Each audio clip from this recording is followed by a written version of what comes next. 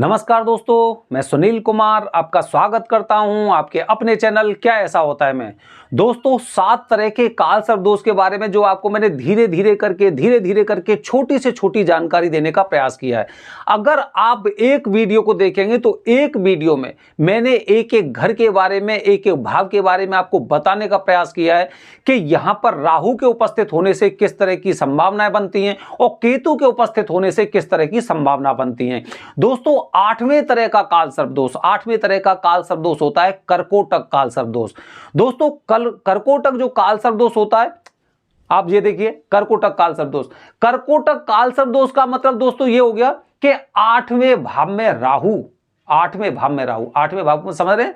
जैसे कि अगर हम यहां से काउंटिंग करें, अगर क्या मतलब काउंटिंग तो हमें यहीं से करना है, तो 1 2 3 4, ठीक है, 5 6 7 8, ठीक है। इस तरह से 8वें भाव में राहु और 8 दूसरे भाव में केतु, दूसरे भाव में केतु, 8वें में राहु। या तो सारे ग्रह उधर या सारे ग्रह इधर की तरफ ऐसे होंगे। यह बनता है दोस्तों कर्कोटक काल सर्प दोष। 8वां घर क्या होता है हमारा, जानते हैं कर्कोटक काल सर्प दोष क्या होता है? 8वां घर होता है आयु का, 8वां भाव होता है आयु का।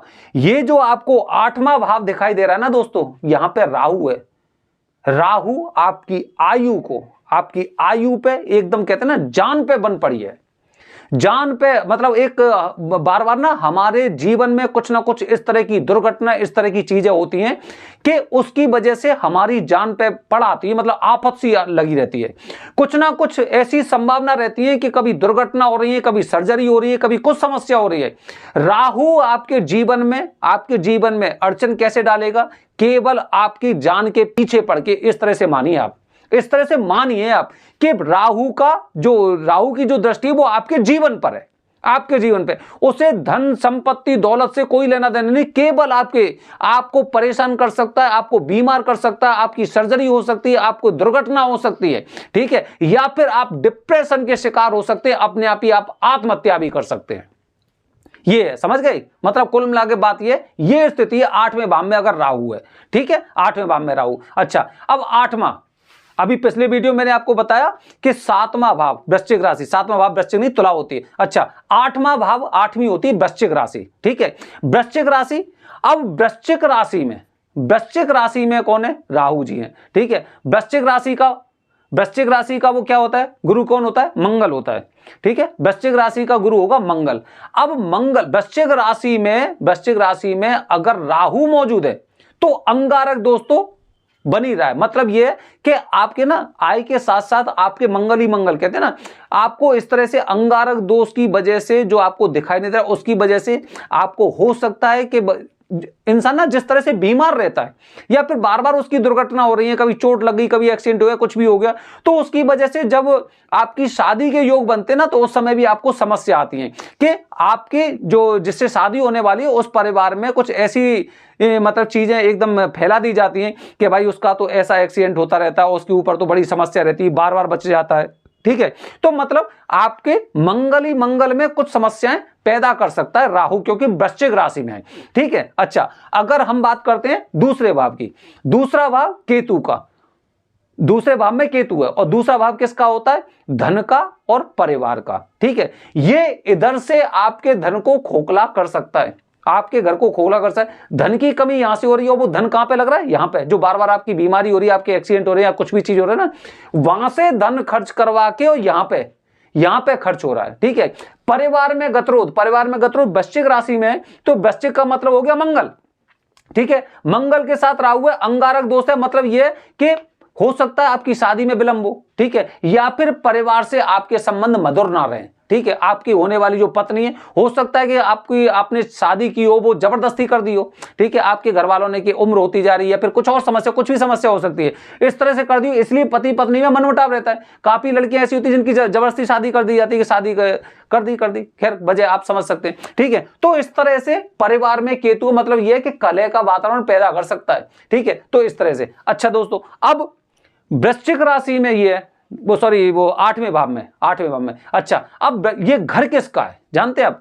ये घर घर किसका है? देखिए ये वृश्चिक राशि में आप ये मान के चलिए ये वाला घर जैसे मैंने आपको बताया आयु का, ठीक है, आयु का घर है और 8वीं राशि होती है वृश्चिक, ठीक है, 8वीं राशि। अब यहां पे अगर 8 लिखा हुआ है, अगर 8 यहां पे लिखा हुआ है तो अंगारक दोस्तों आप पे बन ही रहा है, ठीक है। अगर यहां पे उदाहरण के लिए 7 लिख रहा है तो 7 में क्या हुआ? तुला राशि, और तुला राशि का वो कौन होगा? गुरु, सॉरी शुक्र, तुला राशि का शुक्र होगा। तो शुक्र के साथ इसके संबंध अच्छे रहते हैं, शुक्र के साथ संबंध अच्छे रहेंगे तो मतलब ये है कि फिर आपको थोड़ा सा उसे एक ऐसी शक्ति मिलेगी कि आपको ना जीवन में कुछ समस्याएं उत्पन्न करवा सकता है, ठीक है।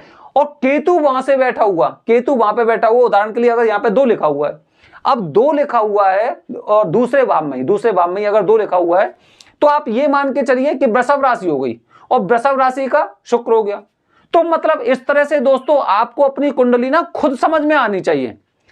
आपको कुछ चीजें देखनी है बस, राहु कौन से खाने में, कौन से भाव में, नंबर लगाइए आप एकदम यहां से 1 2 3 इस तरह से, ऐसे करके घूम घाम के जाओगे, वहां पे 12 होगा उसके बगल में, ठीक है। तो कौन से भाव में राहु है, ठीक है, उस घर का मतलब ये कहते हैं उस घर का स्वामी कौन है। जैसे पहले का हो गया गुरु हो गया, वो सॉरी सूर्य हो गया, पहले का सूर्य हो गया, दूसरे का गुरु हो गया जो स्वामी है, ठीक है। इसी तरह से कौन से घर का स्वामी कौन सा है, इस तरह से आपको वो लगाना है। अब राहु की मित्रता किससे है, राहु की शत्रुता किससे है, ये भी आपको समझ में आना चाहिए। तो जो कर्कोटक कालसर्प दोष होता है दोस्तों, इसके ये लक्षण होते हैं कि आपके जीवन में ना कुछ इस तरह की आयु से संबंधित समस्याएं हो सकती हैं, आयु से संबंधित समस्या हो सकती हैं जिस तरह का कालसर्प दोष होता है। अच्छा दोस्तों, कर्कोटक कालसर्प दोष के बारे में दोस्तों हमने सुना है कि कर्कोटक कालसर्प दोष की पूजा का सर्वश्रेष्ठ स्थान उज्जैन है, क्योंकि कर्कोटक नाग की महिमा बताई गई है उज्जैन में कर्कोटक नाग की महिमा बताई गई। जब आप उज्जैन जाएंगे महाकालेश्वर तो वहां पे देखेंगे कि कर्कोटक जो नाग था वो वहीं पे था, ठीक है, वहीं पे था उज्जैन में। इसीलिए कर्कोटक कालसर्प दोष की पूजा का सर्वश्रेष्ठ स्थान उज्जैन बताया गया। हालांकि इस पूजा को अगर आप त्र्यंबकेश्वर में करेंगे फिर भी उतना ही फल मिलेगा, लेकिन इस तरह के कालसर्प दोष की पूजा आपको उज्जैन में करनी चाहिए। यह दोस्तों हो गया आपका 8वां कालसर्प दोष, 8वां कालसर्प दोष कर्कोटक कालसर्प दोष के नाम से। और इसी तरह से ध्यान रखना दोस्तों कि महाकाल में जो पूजा होती है ना, वो जैसे कि 1.25 लाख महामृत्युंजय मंत्र के जाप हो गए, मतलब पृथ्वी के भूलोक के महाराज हैं वो, भूलोक के महाराज। तो जब हमारी जान पर आती है ना, तो हम उज्जैन ही भागते हैं सबसे पहले। कभी देखना अगर किसी इंसान को किसी भी चीज से खतरा रहता है, उसके जीवन को खतरा रहता है, तो सबसे पहले वो इंसान उज्जैन में जाके पूजा करवाएगा, या तो महामृत्युंजय मंत्र का जाप करवाएगा, या फिर वहां पे लघु रुद्राभिषेक करवाएगा, या फिर छोटी से छोटी अपने सामर्थ्य के अनुसार वो पूजा करवाएगा। क्योंकि अकाल मृत्यु वो मरे जो कर्म करे चांडाल का, और काल उसका क्या करे जो भक्त हो महाकाल का। दोस्तों महाकाल के पास कराई गई पूजा से आप ये मानिए आप ना कभी अकाल मृत्यु नहीं मर सकते। इसीलिए जब कर्कोटक कालसर्प दोष होता है, 8वें भाव में राहु आपकी आयु पे ग्रहण लगाने वाला होता, तो ये लोग उज्जैन में जाकर महाकाल मंदिर में पूजा करवाते हैं, ठीक है। तो आपको अगर आपकी कुंडली में कर्कोटक तरह का कालसर्प दोष है तो दोस्तों उसके लिए आपको निश्चित मुहूर्त में महाकाल मंदिर में ही पूजा करानी चाहिए, बहुत फल मिलता है। और प्रयास करिए अगर इस पूजा के साथ, क्योंकि जीवन पे जान पे आ पड़ी है, तो इसके साथ आपको वो क्या बोलते हैं महामृत्युंजय मंत्र का जाप भी करवाना चाहिए। बने रहिए हमारे चैनल के साथ दोस्तों। हर हर महादेव।